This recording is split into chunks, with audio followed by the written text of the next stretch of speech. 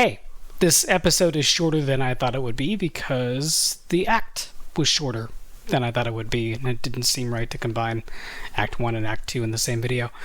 At least you know I'm not cheating and looking ahead.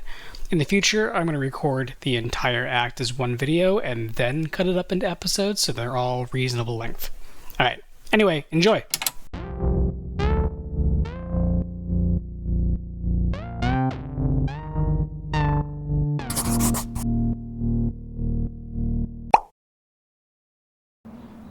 So I just loaded back in. I can't remember if I talked to Blue, or rather talked to myself yet, but something I noticed that I definitely did not notice before when all my attention was down here. Did you see the graphics of the mine? How there has the mine swaying in a very unnatural fashion? That's cool. How's it going, Blue? Blue, this is Shannon.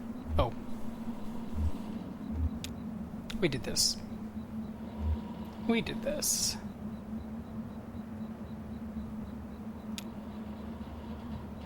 Once again, we're swapping and flipping is swapping. We're flipping protagonists. So I gave Blue some bananas. I don't really like them anyway. Okay. Now, we need to seek out Weaver again. See, this happened, so I thought it saved. But we need to seek out Weaver again, and according to Shannon, we can find Weaver either at the bait shop, where we just came from, or back at the farmhouse.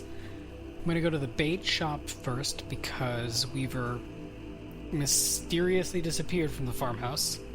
So here we go. I think I remember how to get there.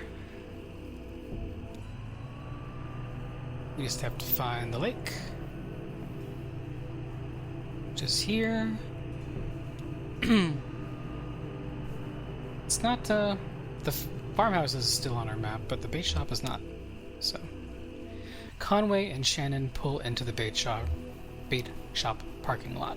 Still have trouble with that.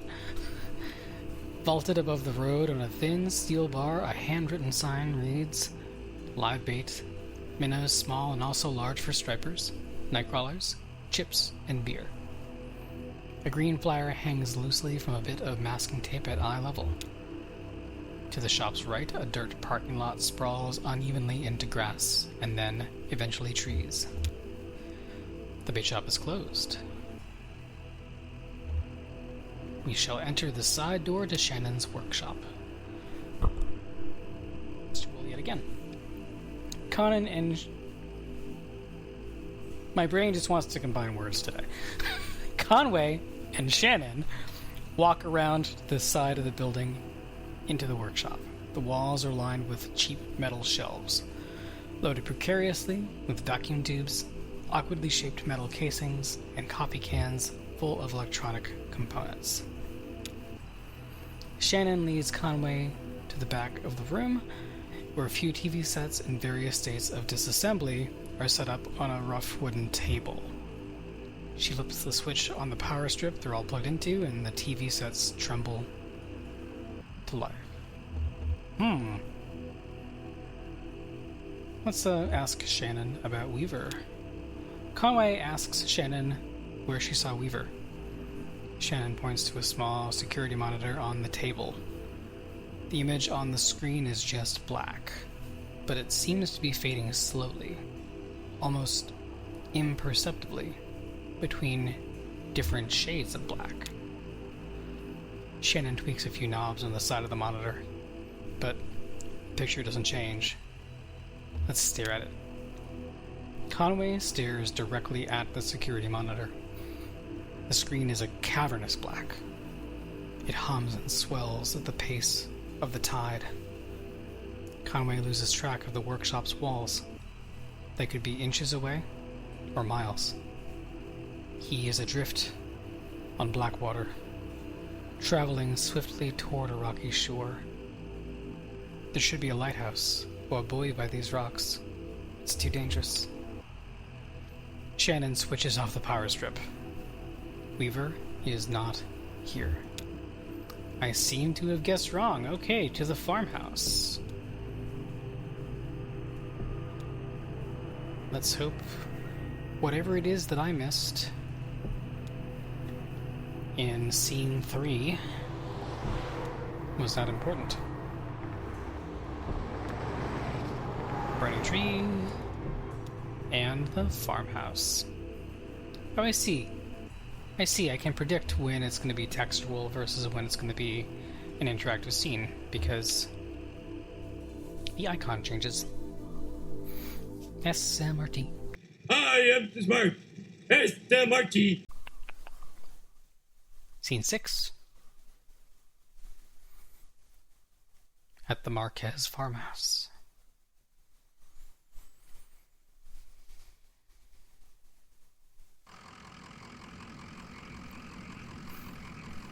Hey there, truck. Hey there, truck. Okay, we seem to be in the scene.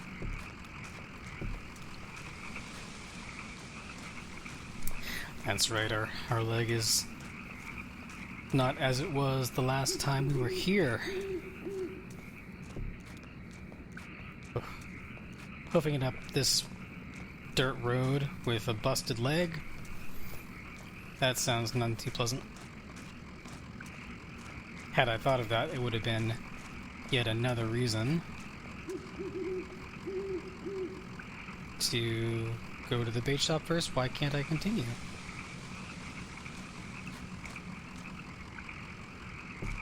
I can. Okay. I just wasn't clicking on the right spot. And here I thought... Oh, wait.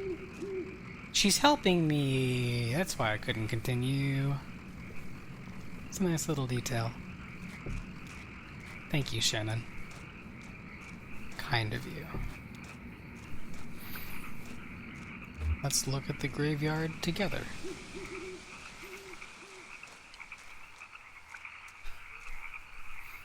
I've had weirder first dates. That's not a lie. There's nobody buried here, you know. It's decorative, I guess. Or it's art or something. I don't know. What are the names in the headstones? Nowakowski, Padilla. I don't know those names. Maybe the people who lived here before? I know when they bought this property, it already had a house and everything. Or maybe they have some other symbolic meaning. Oh, and look at that headstone. Marquez. I used to think that was for my parents. Now I don't know.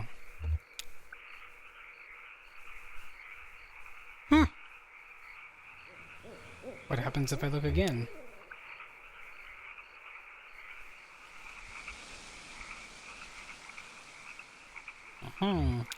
Nothing else of interest. Okay, let's hoof it to the farmhouse proper. Into the house. Despite my leg, I'm going to walk a little bit farther over to the right. Say that again? To the left. I know my directions. I am smart. SMRT. To the left, to the left. Don't block me, Beyonce.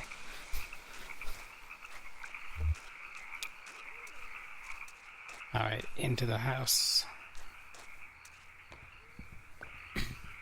The stairs are rough for a rough leg, too. We're gonna have the same weird surprise? No. No, we are not. Alright. Now we talk to Shannon. So, this is where she was? Yeah, makes sense. This is where Weaver and her parents lived. Weaver's dead. That's the second hint and much more obvious. They took out a bunch of loans, you know, and had this place built. Do you have any debts? Interesting replies. I like the second one. I owe some people some apologies. Well, you're lucky that's all you owe. My parents were like that. Until the company store found a way to get them. For my dad, it was tokens to run the fans and air purifiers. And for my mom, it was canaries.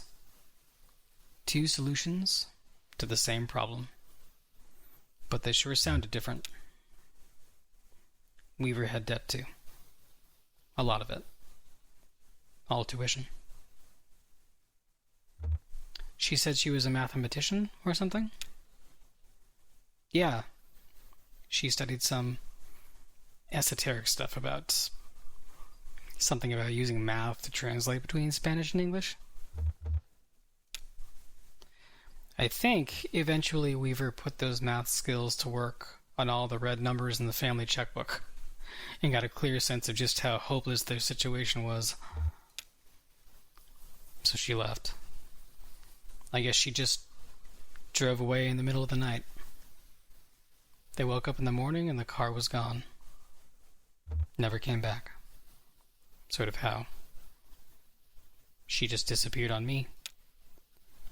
Until tonight.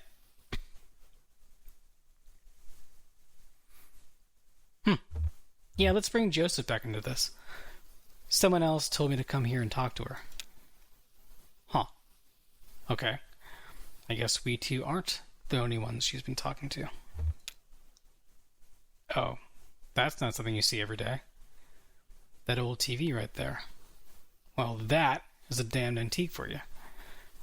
I had a model like that in the shop once, but I had to sell it off to make rent. Most painful decision I ever made. Say, do you mind if I open it up? Looks like the dials are all corroded. And the screen is leaking light a little bit. Come on. I bet Lizette would never forgive you for letting a specimen like that fall into disrepair. Yeah, go for it. I kind of want to look around a little bit. I'm a little bit surprised I can't go downstairs. It's right here. But, okay. We'll look at the TV. It seems to be the thing to do. I wonder if it'll be just as creepy as last time. Yep.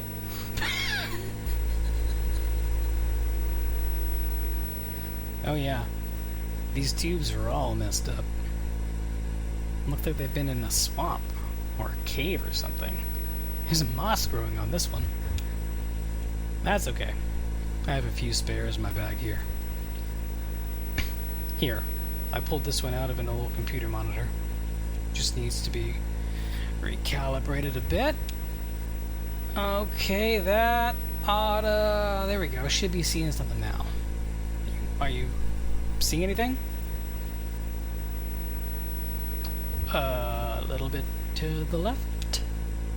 Damn. Okay. Here, I think the contacts are dirty.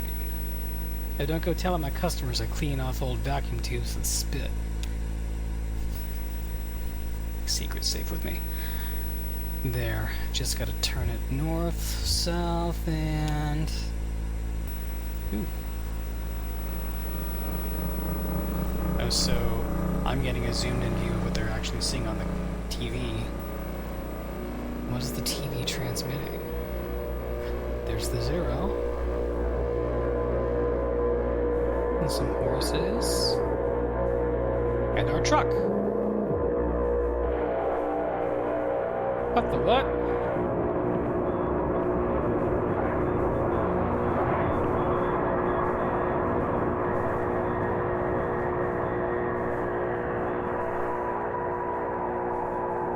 Is that me in... It has to be me in the future, heading to the 0. Because I ain't been there yet.